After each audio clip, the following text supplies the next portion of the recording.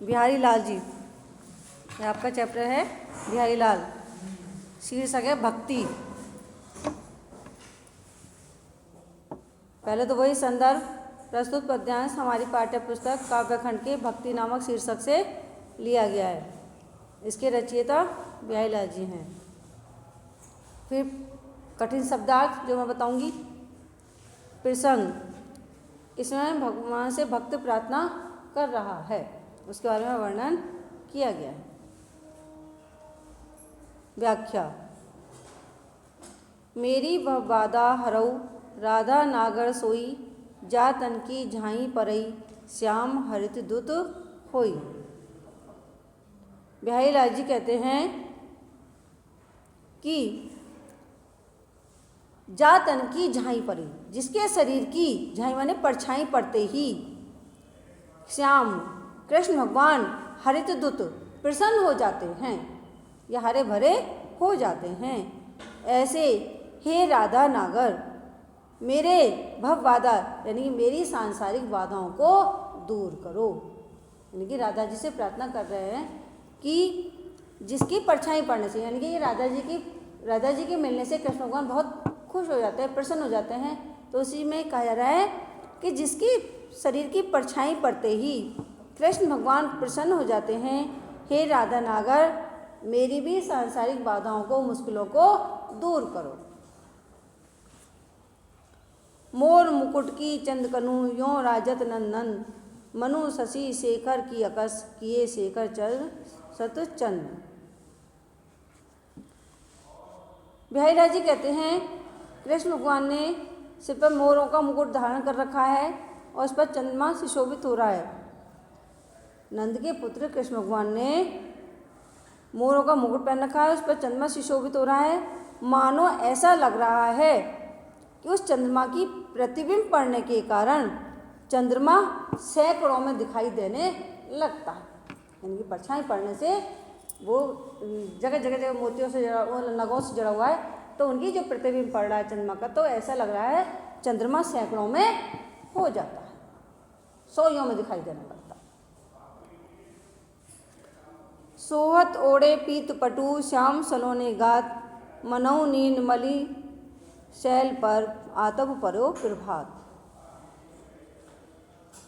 बिहारी लाल जी कहते हैं कृष्ण भगवान ने पीला वस्त्र ओढ़ रखा है या पहने हुए हैं। पीतु माने पीला, पटु माने वस्त्र। पीला वस्त्र पहने हुए हैं जो बहुत ही सुंदर लग रहा है। कैसे शरीर पर? उनके सांवले शरीर पर, यानी कि उनका शरीर कैसा है? श्यामला है और सलोना है। गात माने शरीर, उनका शरीर श्यामला है और सलोना है, सुंदर है। जो उन्होंने उस पर पीला वस्त्र पहन रखा है तो वो और भी सुशोभित लग रहा है, बहुत सुंदर लग रहा है।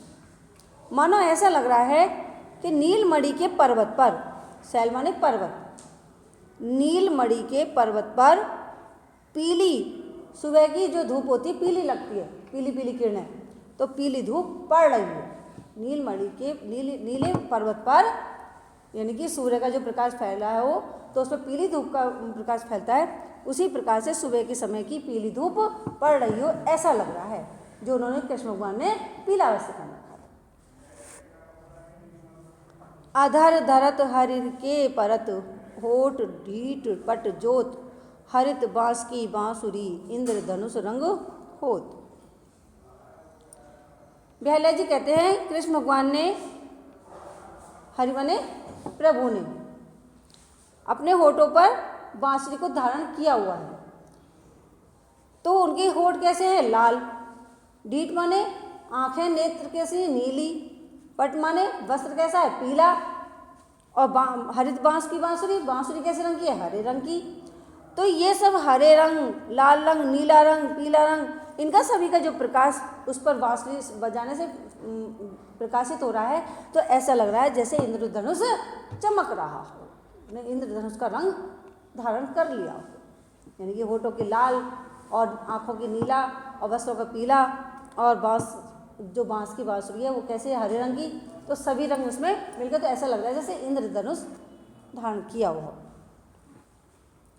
या अनुरागी चित्त की गति समझने कोई, ज्यों ज्यों बूढ़े श्याम रंग त्यों तो उज्ज्वल होई।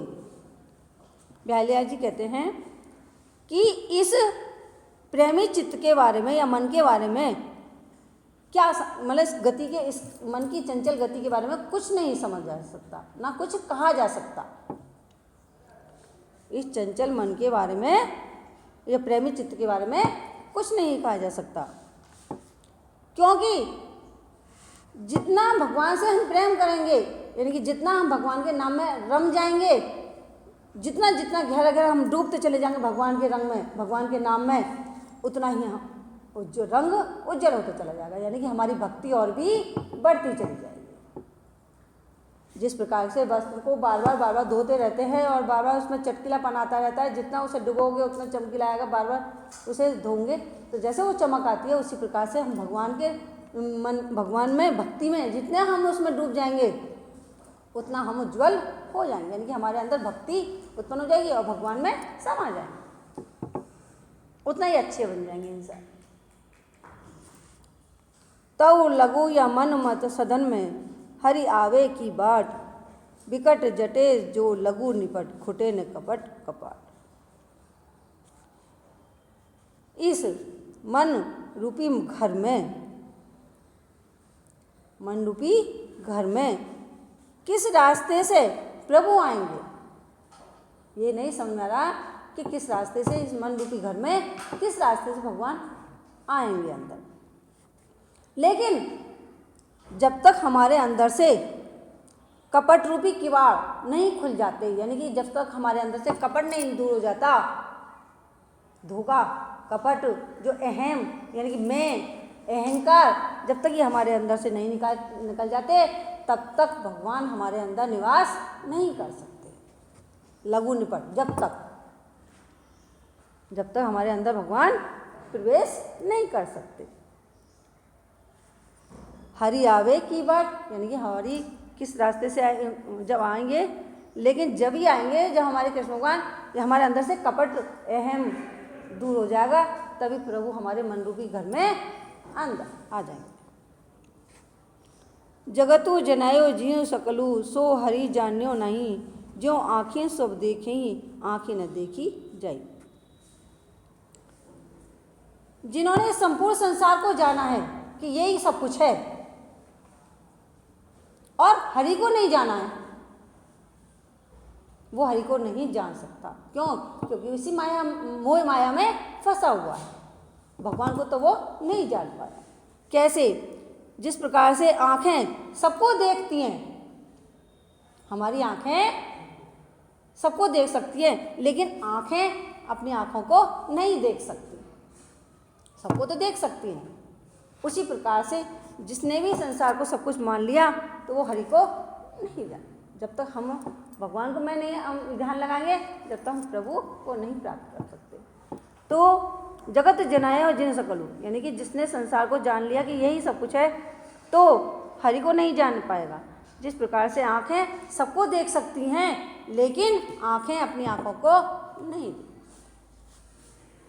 जप माला छापा तिलक सरे न एको काम, मन कांचे नाचे वृथा सांचे राचे राम। ये जप करने से, माला जपने से, छाप तिलक लगाने से कोई काम नहीं बनता, एक काम भी नहीं बनता। कि खाली मन तो हमारा कहीं चंचल होकर घूम रहा है और वैसे हम लगा के बैठ गए, माला हाथ में ले लिए, तिलक छाप लगा के बैठ गए, जप कर रहे हैं, है ना। और मन हमारा चंचल है, इधर उधर भाग रहा है। जब तक भगवान में मन नहीं लगेगा कोई फायदा नहीं है। तो मन हमारा कांच रूपी में जो मन है वो वृथा ही नाच रहा है, सारे में संसार में घूम रहा है और वैसे बैठे हम तपस्या में। लेकिन जब तक हम सच्ची भक्ति राम में नहीं लगाएंगे, तब तक हमारा कोई एक काम भी नहीं हो सकता। जब तक हम अपने मन को वश में नहीं करेंगे, तब तक हमारा कोई काम नहीं हो सकता। इसलिए हमें सच्ची भक्ति प्रभु से करनी चाहिए। कोई ये नहीं है कि मन छाप तिलक बैठ गए और जब करने बैठ गए, मन तो ये कि अरे ये नहीं हो रहा, अरे वो नहीं हो रहा, मन तो उसमें लगा हुआ है, तो हमारा कोई काम नहीं बने। ठीक है, यही करना है आपको।